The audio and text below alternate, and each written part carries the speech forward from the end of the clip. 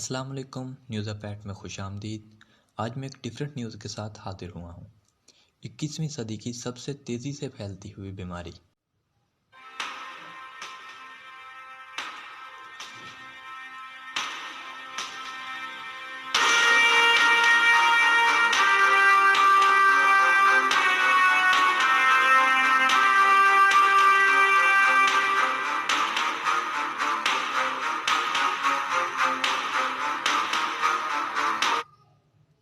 جی ہاں، میں بات کر رہا ہوں کرونا وائرس کی، جسے کووڈ-19 کے نام سے بھی جانا جاتا ہے۔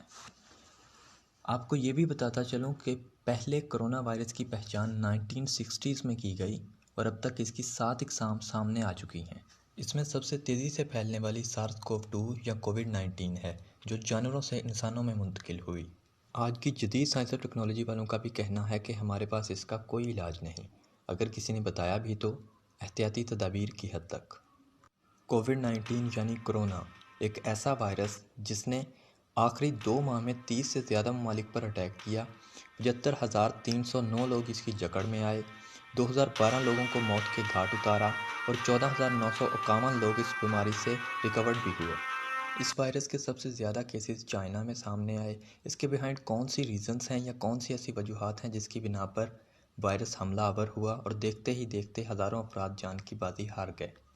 ریسرچ کے مطابق یہ وائرس چائنا کے شہر ووہان کی ہنان سی فوڈ مارکیٹ سے پھیلنا شروع ہوا۔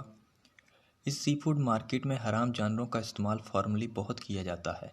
ریسرچرز کا یہ بھی کہنا ہے کہ یہ وائرس جانوروں سے انسانوں میں منتقل ہوا اور اس سے ملتا جلتا وائرس بیٹ یعنی چمگادڑ میں پایا گیا اور اسی سے پھیلنا شروع ہوا۔ لیکن ذرائع کا یہ بھی کہنا ہے کہ بیٹ کے علاوہ اور بھی بہت سے جانور اس وائرس کے پھیلنے کا سبب بنے۔ اسی سے متعلق قرآن مجید کی سورۃ بقرہ آیت نمبر 168 میں اللہ تعالیٰ کا ارشاد ہے، اے لوگو کھاؤ جو کچھ زمین میں حلال پاکیزہ ہے۔ چونکہ الحمدللہ ہم مسلمان ہیں تو یہ ہمارے لیے مقام شکر ہے کہ اللہ تعالیٰ نے ہمارے لیے حلال و حرام کو واضح کر دیا، اور شاید یہی وجہ ہے کہ کرونا وائرس کے زیادہ کیسز مسلم ممالک میں نظر نہیں آئے۔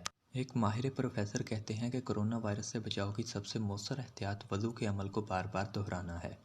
کسی نے کیا خوب کہا ہے کہ آج کی جدید سائنس و ٹیکنالوجی 1000 جتن کرنے کے بعد جس نتیجے پہ پہنچتی ہے تو سامنے سنت نبوی صلی اللہ علیہ وآلہ وسلم پہلے سے موجود ہوتی ہے۔ لہٰذا دنیا کو اس حقیقت کو تسلیم کر لینا چاہیے کہ اسلام کے حلال و حرام کے ضابطوں اور اللہ اور اس کے رسول صلی اللہ علیہ وآلہ وسلم کے احکامات پر عمل پیرا ہونے میں ہی انسانیت کی بقا ہے۔ نیکسٹ ورڈ ہم بات کر لیتے ہیں کہ یہ وائرس کیسے پھیل رہا ہے۔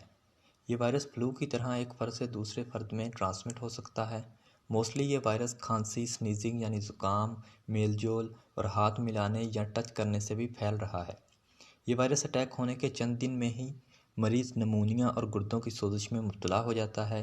جیسے جیسے وقت گزرتا جاتا ہے یہ ریسپائریٹری سسٹم اور باقی آرگنز کو بھی نکارہ کر کے انسان کو موت کے قریب لے جاتا ہے۔ سمپٹمز یعنی علامات۔ اگر ہم یہ کہیں کہ اس کی خاص علامات ہیں تو یہ کہنا درست نہیں ہوگا، کیونکہ اس میں بھی نزلہ زکام کی طرح ناک بہنے لگتا ہے، سانس لینے میں دشواری پیش آتی ہے، گلا خشک رہنے لگتا ہے، کھانسی، سر درد اور جسم کا ٹمپریچر بھی بڑھ جاتا ہے۔ یہ وائرس صرف 14 دن میں انسان سے اس کی زندگی چھین سکتا ہے۔ اگر کسی میں یہ علامات 2 سے 5 دن تک ظاہر رہیں تو وہ لازماً اپنا چیک اپ کروائے۔ اب آ جاتے ہیں اس کی احتیاطی تدابیر یا اس وائرس سے بچاؤ کی طرف۔ گلے کو خشک نہ رکھیں، یعنی وقفے وقفے سے پانی پیتے رہیں۔ پانی نیم گرم پئیں، زیادہ سے زیادہ۔ پانی کا ٹمپریچر 50 سینٹی گریڈ اور کم سے کم 30 سینٹی گریڈ ہونا چاہیے۔ مارچ کے آخر تک ایسے ہی پانی کا استعمال کریں۔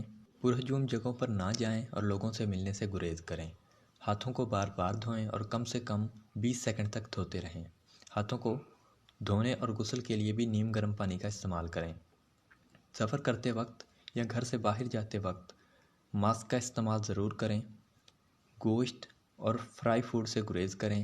تازہ پھلوں اور سبزیوں کا استعمال یقینی بنائیں۔ اگر کوئی بیماری کی حالت میں ہو تو وہ باہر نہ جائے اور صاف جگہ پر رہنے کی کوشش کرے۔ آخر میں یہ بھی بتاتا چلوں کہ یہ بیماری سردی میں پھلتی پھولتی ہے اور اس کا ابھی تک کوئی اسپیسیفک ٹریٹمنٹ نہیں بنا ہے۔ صرف احتیاط ہی اس بیماری سے دور رہنے کا واحد ذریعہ ہے۔ اگر آپ یا آپ کا کوئی پیارا اس مہلک مرض میں مبتلا نہیں تو اللہ کا شکر ادا کریں۔